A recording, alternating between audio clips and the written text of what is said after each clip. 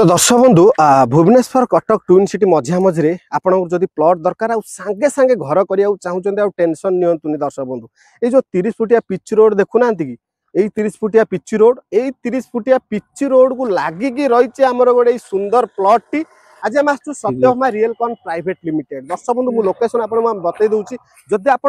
road रे पटु आसुँच Cuttack link road रु मात्र 12 किलोमीटर डिस्टेंस रोचे जदि आप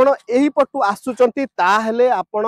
सम हॉस्पिटल टू मात्र 6 किलोमीटर डिस्टेंस रे आपनकर ए सुंदर प्लॉट पड़ जाउची आपण देखि पारतबे सुंदर प्लॉट हो जाइछि वर्तमान एटा गेट हो जाइछि पूरा माने